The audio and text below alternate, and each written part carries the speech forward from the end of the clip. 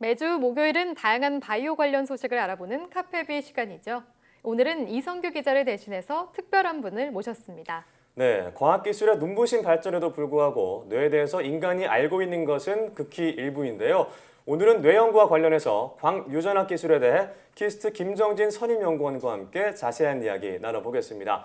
안녕하세요. 안녕하세요. 네, 뇌의 비밀을 풀기 위해서 다양한 방법이 시도가 되고 있는데 최근 이 빛을 이용한 광유전학이 주목을 받고 있습니다. 먼저 어떤 기술인지 설명 부탁드리겠습니다. 네, 광유전학 기술은 특정 파장에 빛에 반응하는 단백질을 이제 저희가 뇌에 전달해주고 네. 특정 파장의 빛을 이제 신경세포에 쬐어서 신경세포의 활성을 이제 특이적으로 억제하거나 이제 활성을 액티베이션 시키거나 이런 일들을 할 수 있는 기술입니다. 네. 이 기술은 기존 뇌과학에서 풀지 못했던 많은 질문들을 이제 해결해주고 있는데요.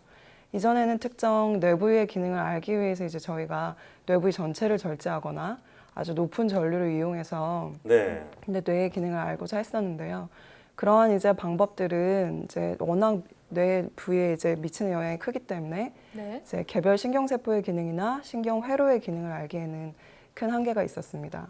그런데 이제 광유전학 기술이 보편화되면서 특정 신경세포나 신경회로가 기억 등 이제 인지 사고에 어떤 작용을 하는지 이제 인과관계를 밝히는 일들이 이제 좀 더 쉬워지게 된 것입니다. 네, 그럼 광학과 유전학이 결합한 거라고 보면 될까요? 네네네, 맞습니다. 네, 그렇군요. 네. 설명을 듣고 보니까 이 광유전학 기술 다양한 분야에 활용이 가능할 것 같은데요. 네네. 그렇다면 좀 트라우마 같은 나쁜 기억을 지우거나 좋은 기억으로 덮어 씌워주는 그런 것도 가능할까요? 네네네, 가능합니다. 네. 이제 뭐 시간이 좀 더 걸리겠지만 현재 이제 저희가 발견한 기술들을 좀 더 설명해 드리면 대표적인 게 이제 최근에 MIT의 수스모 도네가 교수님께서 저 특정 기억에 담당하는 이제 세포만을 특이적으로 조절할 수 있는 새로운 기술을 개발했습니다, 미국에서. 네. 그래서 그 기술들을 활용하게 되면 저희가 이제 근시일 안에 어떤 기억을 담당하는 특히 공간에 대한 기억이나 어떤 특정 자극에 의해서 생성된 나쁜 기억들은 조절이 가능하지 않을까 기대하고 있습니다. 하지만 이제 좋은 기억을 덮어 씌우는 일들은 아마 조금 더 연구가 필요할 것 같은데요. 우선은 네. 일단 나쁜 기억과 좋은 기억이 저희 회로 안에서 네. 어떻게 따로 저장되는지, 그게 이제 어. 세포 수준에서 어떻게 저장되는지 저희가 먼저 이해해야 될 것 같고요. 그런 이후에 이제 나쁜 기억과 좋은 기억들이 어떻게 연결되어 있는지 그것들을 저희가 이해한 뒤에 아마 좀 먼 미래에 좋은 기억을 덮어 씌우는 일들이 이제 가능할 것 같습니다. 네, 네. 그렇습니다. 아직은 좀 풀어야 할 숙제가 많다는 말씀이셨는데요. 네네. 치매나 파킨슨병 같은 뇌질환이 또 우리 사회에 큰 문제가 되잖아요. 네, 맞습니다. 광유전학 기술이 발전되면 또 도움이 될 것 같다는 생각도 드는데요. 네네, 맞습니다. 치매와 파킨슨은 전 세계적으로 발병률이 워낙 높은 질병이기 때문에 네. 그 질병들을 치료하기 위해서 이제 전 세계적으로 관심이 엄청 높습니다.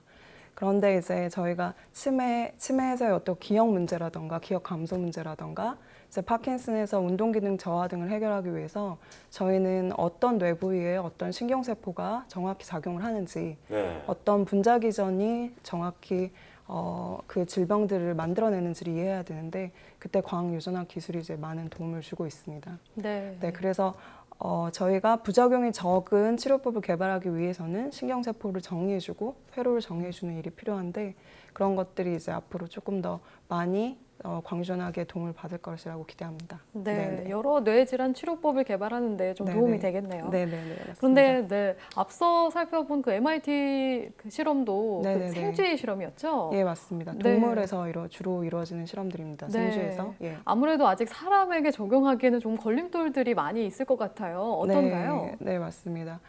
일단 광주학 기술이 저희한테 되게 많은 것들을 발견하게 해주지만 현실적으로는 이제 환자에게 적용하기 위해서 저희가 풀어야 될 숙제가 있습니다. 네. 일단 광유전학을 적용하기 위해서는 이제 빛에 반응하는 단백질을 뇌에 넣어줘야 되고 또 빛의 그 적당한 양의 빛을 이제 뇌 안으로 이제 적용을 해줘야 되는데요. 네.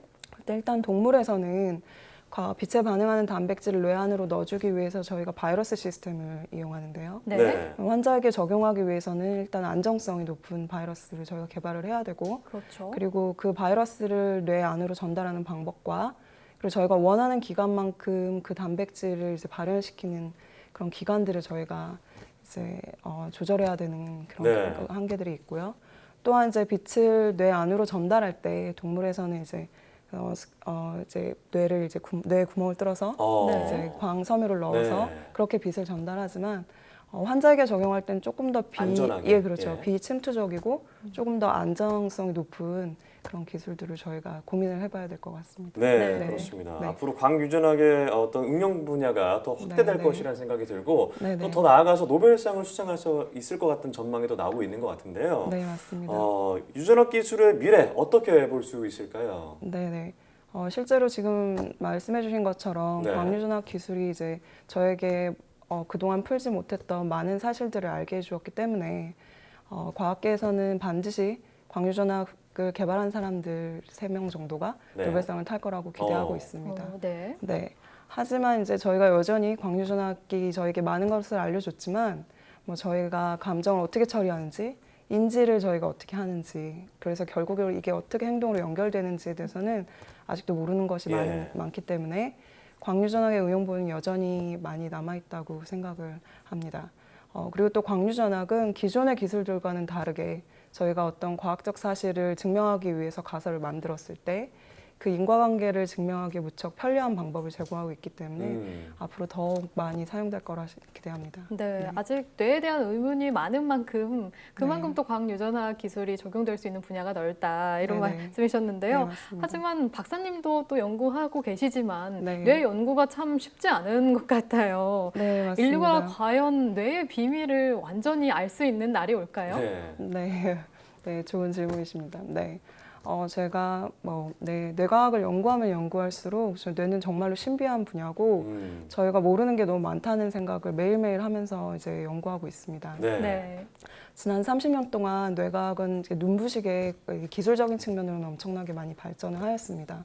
하지만 저희는 여전히 뇌의 그 원리에 대해서는 저희가 이해하지 못하고 있는 부분이 이제 훨씬 많습니다. 네. 그래서 이제 이렇게 이렇게 멋진 하이테크의 그런 기술들의 발전과 함께 반드시 이제 동반되어야 할 것이 과학자들의 어떤 시점 변화가 반드시 있어야 할 것 같습니다. 그게 이제 개개인의 과학자들의 시점 변화로 뇌를 새롭게 바라보는 시도가 많아져야 될 거고요. 또한 물리나 수학, 컴퓨터 등 그런 다른 분야의 과학자들과 협업해서 뇌를 조금 더 단순한 시스템으로 그 원리를 이해하고 그리고 아주 개별 신경세포 수준부터 이제 여러 행동에까지 이르는 그런 단순한 원리들을 저희가 이제 밝히는 일들이 앞으로 계속 있어야 한다고 생각합니다. 네. 네, 네. 정말 우리가 기억이 뇌 어느 부분에 저장되고 어떤 방식으로 저장되는지 네네. 이런 부분도 참 복잡한 네, 문제잖아요. 맞습니다. 그렇다 보니까 말씀하신 것처럼 여러 분야와 함께 협업을 해서 네. 연구해 나가는 것도 중요하다는 생각이 드네요. 네, 네. 네, 그렇습니다. 이번 시간에는 빛을 이용해서 뇌신경세포를 조절하는 광유전학 기술에 대해서 살펴봤는데요. 앞으로 더욱 발전된 기술이 나쁜 기억을 제거한다거나 치매를 정복했다 같은 희소식으로 이어지길 기대해 보도록 하겠습니다. 지금까지 키스트 김정진 선임연구원과 함께 이야기 나눠봤습니다. 오늘 말씀 고맙습니다. 네, 감사합니다.